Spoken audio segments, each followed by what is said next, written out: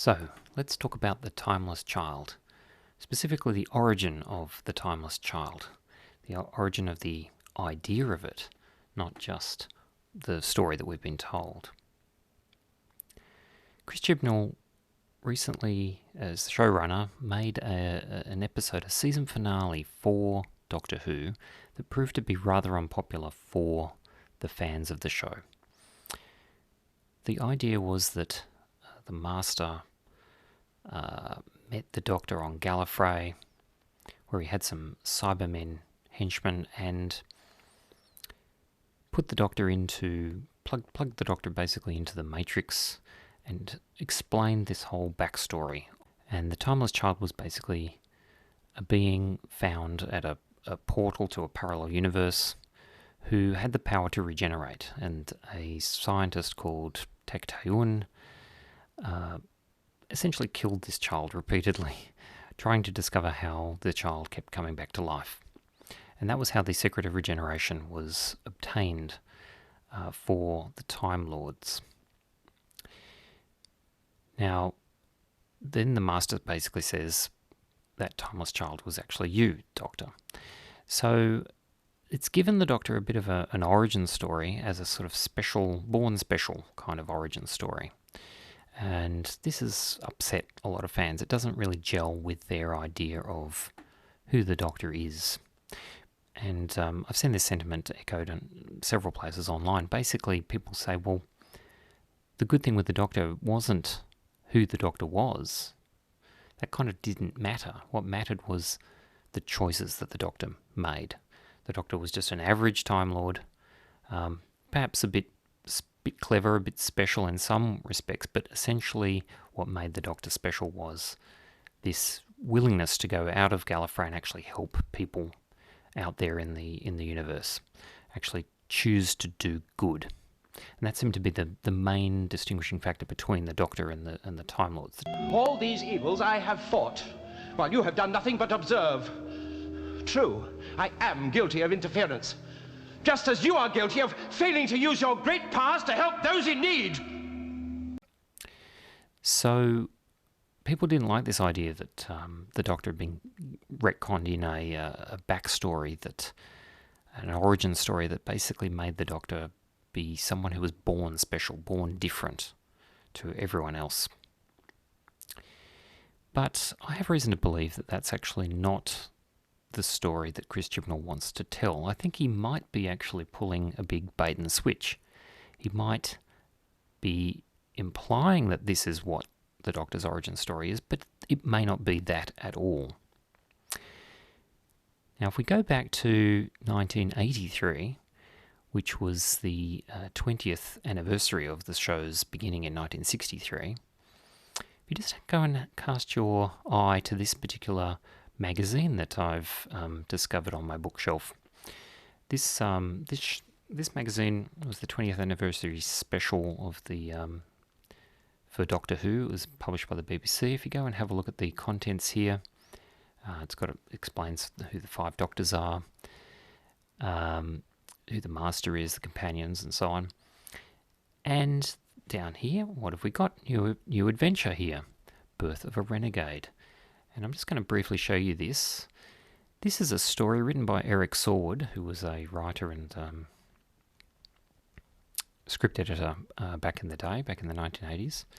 In this story, the Doctor is lured into a trap by the Master, who has some Time Lord henchmen, and he plans to essentially overthrow the High Council of Gallifrey and kick out the President. And the way he plans to do this is using none other than Susan, the First Doctor's original companion from 1963. Susan, who is in fact the Doctor's granddaughter. Now, it turns out in this story, Susan actually is the descendant of Rassilon, and so the Master wants to use her essentially as a puppet to gain control of Gallifrey, establishing a kind of hereditary rule. But Susan won't go along with this. She grabs the tissue compression eliminator from the Master, shrinks a couple of Cybermen, and the crew hightail it out of there.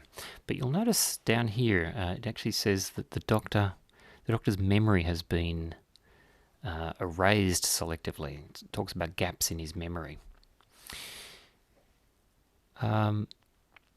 So we've actually, this is an interesting story from Eric Sorwood, because it actually gives, I mean, it's a big info dump, but it does give us some backstory to who not only the Doctor is. It gives a bit of an origin story for him. It explains that his memory has been selectively wiped.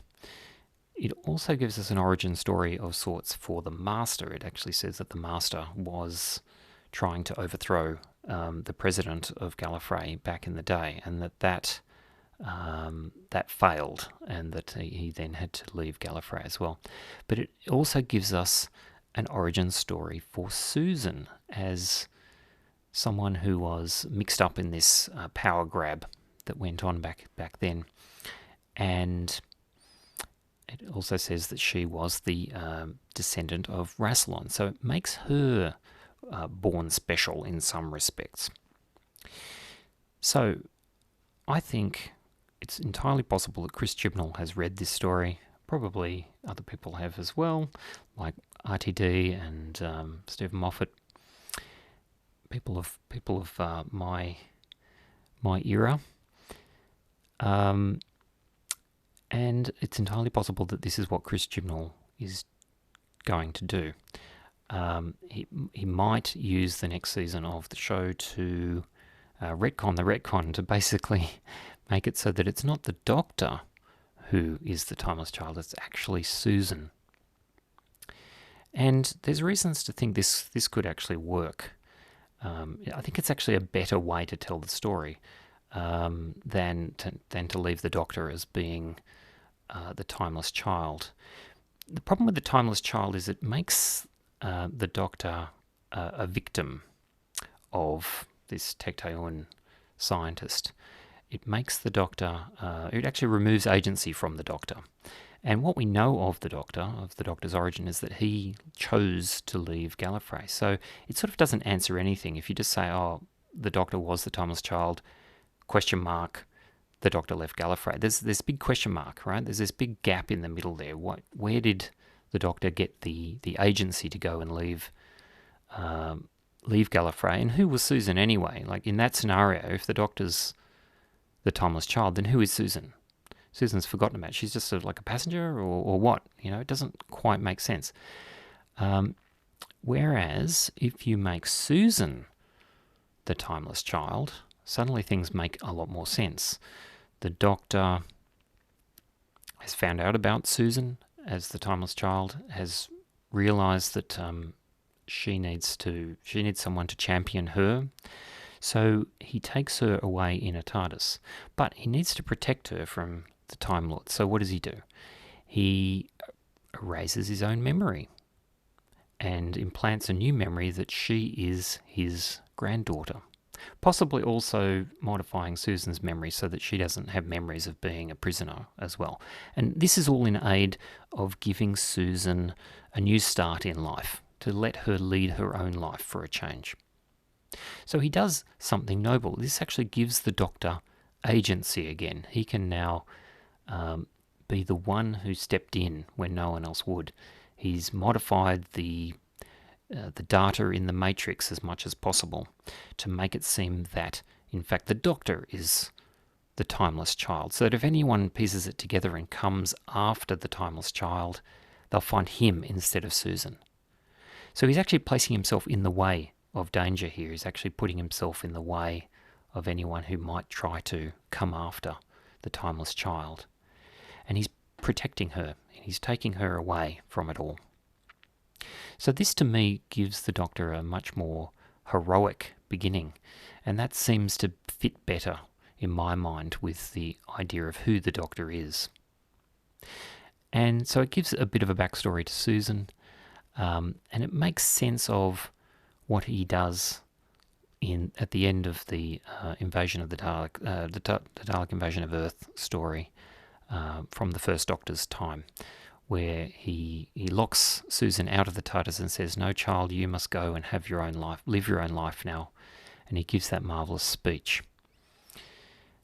So this idea, I think, actually fits a lot better with the story, and it fits a lot better with how the story should progress, I think, which is to leave the Doctor's origin a bit alone.